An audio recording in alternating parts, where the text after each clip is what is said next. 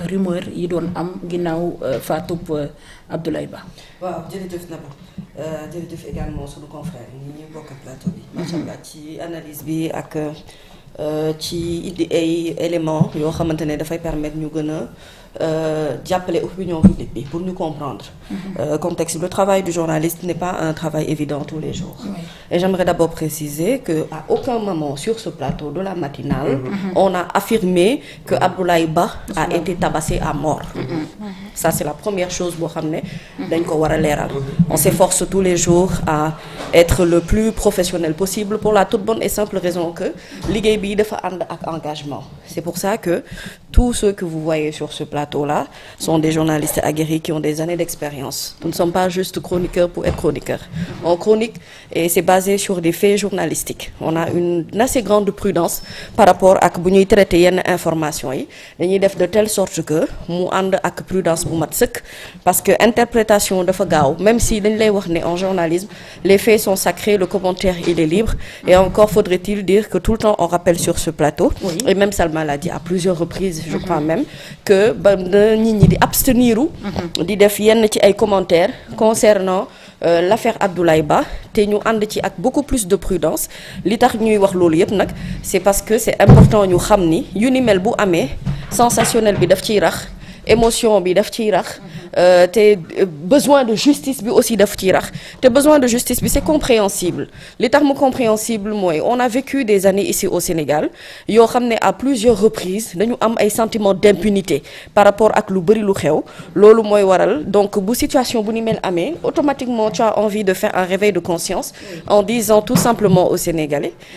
donc aujourd'hui on n'a plus envie de revivre loo xamante ne dundoon nañ ko ba pare parce que malheureusement ce sont des épisodes tragiques. Maintenant Naboucor, la première chose que man je vais commencer à dire mooy ni maa ngi rafetlu le fait que déjà le gouvernement mu yónnee une délégation ñu dem jaale ji la famille de Abdoulaye Ba loolu c'était primordial pour que ñu def ko beneen bi mooy le procureur Ndoye neexi tubaab bëriwul ci mais le procureur Ndoye j'avoue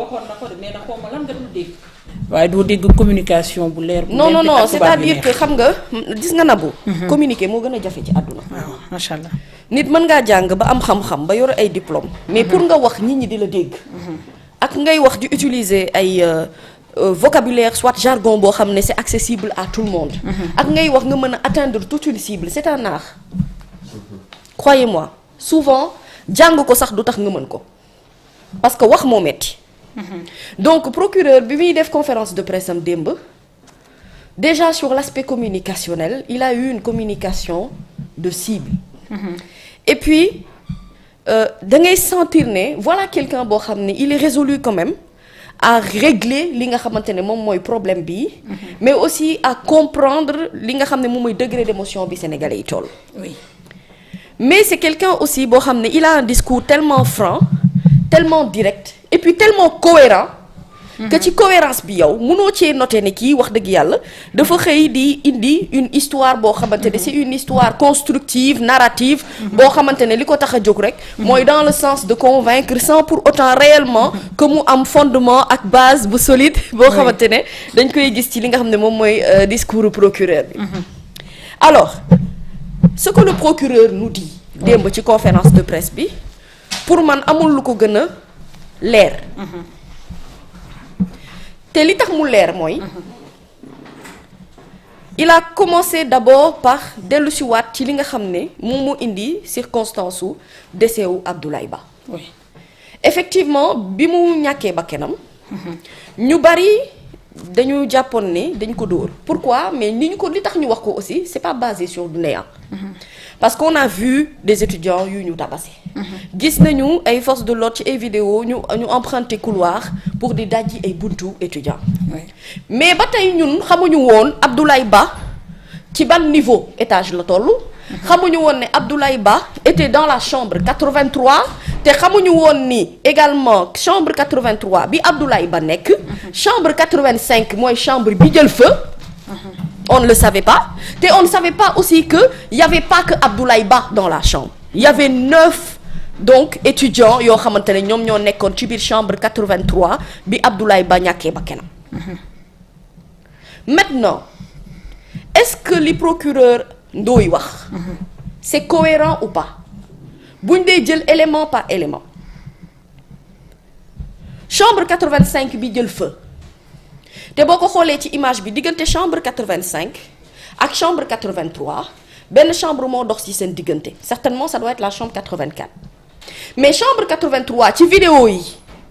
moom ngay seen ñu ubbi fenêtre bi mu am ay étudiants yoo xamante ne dañuy jàppandu ci mur bi d'où l'explication du procureur quand il dit que am na ñoo xamante ne dañoo tëb ci dañoo bu ñu jàppandoo dañoo atterrir ci 3e étage bi pourquoi parce que seen taille seen njoolaay may na leen pour ñu teg seen tànk ci fenêtre 3e étage bi mën a accéder ci beneen chambre donc rëcc ci 9 étudiants yi nekk ci biir chambre 83 bi Abdoulaye Ba nekk ba tey procureur nañu am na ñoo xam ne ils ont réussi à monter ci kaw mais Abdoulaye Ba son vœu ak bëgg-bëggam nekkul woon pour mu tëb il n'était pas suicidaire mais instinct de survie la te malheureusement il a chuté d'une manière tellement violente que ñun bi ñu gisee image yi automatiquement da ngay dégg sax étudiant ba koy filmer mu naan étudiants yi dinañ dee kii ni mu daanoo nii ni ma déggee commentaire yi ak boo gisee choc bu violent bi rek di nga war a mën a comprendre ne li procureur bi di wax mën na am fondement ak base bu solide te effectivement man quand je lisais ici le rapport de l'autopsie en lisant les conclusions disent que les constatations autopsiques permettent ñu écarter une cause naturelle isolée telle que une crise d'asthme parce que dañ doon wax ni dans les rumeurs Abdoulaye Ba est asthmatique donc si Abdoulaye Ba est asthmatique et que il y a de la fumée dans la chambre 85 fumée noire boo xamante ne yow boo génnee bokk couloir ku ne xam na lakk ni mu mel ak saxaarub lakk ni mu lëndëmee bu fekkee da nga am ay jafe-jafe noyyi déjà da ngay sonn réflexe de survie ngay njëkk a am je le fais en tant que asthmatique en situation de panique yow à la limite ñi nga nekkal sax ñoo la mën a calmer ci situation boobu parce que yow tu as déjà des difficultés à gérer ta respiration et donc même si tu n'es pas asthmatique mar day tàlli saxaaru lakk-lakk moo xajul ci dënnu doomu aadama donc bu dee fumée bi dafa bëri saxaar si bëri ba ñoom mënuñu emprunter les escaliers parce que booy jaar ci escalier da ngay gis yoon booy jaar te yow comme néeg bi dafa am feu donc pour yow cette voie elle est infranchissable pour toi mënoo jaar ci issue de secours pourquoi procureur na la parce que issue de secours bi dañ koo scellé dañ koo bloqué donc fooy jaar da ngay tëb par la fenêtre lu tax ngay tëb da ngay tëb parce que sauf qui peut la parce que ragal nga ni lakk-lakk bi dugg bi nekk ci chambre 85 mu law ba ñëw fekk si la te balaa moo law di la fekk si sax yàlla boo fatt dee ndax saxaar su metti bi nga xamante ne moom ngay noyyi quand j'ai revu l'image et la vidéo bi nga xam ne on voit la chute da ngay comprendre ne dëgg-dëgg ci autopsie bi li muy wax naan dafay orienté wu vers un mécanisme traumatique majeur ayant entraîné une défaillance cardio-respiratoire aiguë secondaire à des hémorragies internes multiples. Le procureur ne la on aurait pu étudier cette hypothèse wax la ne la ni il a été tabassé mais bu fekkonte ne présenté na lorsque le médecin légiste était en train de faire son travail sur l'étudiant Abdoulaye Ba nga xam ne juste après sa mort après sa mort da doon étudier corps Abdoulaye Ba gisul benn cicatrice externe gisul également ay ci yaramam luy màndargal ne dafa jot ay coups wala dafa jot ay dóor ci biir yaramam blessure yëpp blessure interne la te blessure interne boobu conclusion wu autopsie bi daf koo dëggal wax dëgg yàlla lu waay bëgg bëri pexe war nga mën a comprendre ne fii logique moo fi nekk ak cohérence. Et même sur la vidéo beaucoup disent que dafa tëb mais dafa on a l'impression que affaire bi daf ko rëcc mu daanu. non daf ko rëcc mu daanu. il voulait pas non tomber. non il voulait pas mais tomber. problème bi man li may laaj mooy ñan ñoo nekkoon ci couloir bi ba mënul woon jaar ci couloir bi pour mën a dem ci escalier yi parce que néeg moo doon lakk am na ñeneen ñi nga xamante ne ils ont réussi à monter les escaliers yéeg ba ci toit bi pourquoi moom il a pas pu faire ça ak ñeneen ñi nga xamante ne ñoo jaar ci fenêtre bi. ndax force de l'ordre yi dañoo yéegoon ba ci kaw di leen terroriser moo tax mënuñu woon jaar foofu. am na hypothèse yu bari yoo xamante ne boo ko tegee tu te demandes pourquoi mu bëggoon jaar ci fenêtre. waaw parce que xam nga lu tax bu boobaa ñun fu mu nekk nii ñu ngi bëgg dugg ci esprit criminel. ñu ngi bëgg dugg ci esprit criminel. Mais si on se base sur ce que le procureur dit. Oui. Quand le procureur te dit. te à un moment donné bi muy wax naan je parle français. ça m'a fait rire dama tëdd sama kaw la naan ko kii kan lay tontu xanaa ma lay tontu. mais ce que je veux juste dire mooy ne bu la procureur waxee ne la ni. amul contact direct. ak force de l'ordre yi. te je crois même dans son explication da ngay comprendre ne les forces de l'ordre kon jotuñu sax yegg ci niveau. 4e bi chambre bi lakk bi amee bañ naan kon force de l'ordre yi la ñuy daw wala déet. léegi problème bi mooy li Salma wax chambre bi lakk 85. lan moo ko lakk taal. bu ñu régler problème boobu ba pare dinañu xam ndax c'était volontaire ou c'était involontaire. te loolu procureur nee na enquête mu ngi ciy gëstu comme enquête mu ngi ciy gëstu nag mënuñu jël les devants par rapport ak loo xam ne xamaguñu ko. beneen bi mooy issue de secours bi dañ ko scellé Ismaïla ne la revenir ci li la loi bi wax ci li bâtiment wala mën a respecter. pour que en cas d'incendie norme yi moo ci war a am est-ce que extincteur mu nga fa woon. est-ce que loolu itam. je crois que enquête bi dina ko firndeel bu waxtu bi jotee. La vérité est que il y a eu mort d'homme d'un jeune étudiant. dee boo xamante ne ni dafa metti ñëpp et c'est normal. maintenant dee boobu am na lu ko indi concours de circonstances la et là où j'ai aimé également la communication du procureur moi j'ai senti nettement que ce Ndoye qui nous parle là alkaati ni mu situé ci biir conférence de presse am mu leer de manière claire et nette que ne force de l'ordre yi nga xamante ne ñoo doon dóore ñoo doon kaj yi ay moto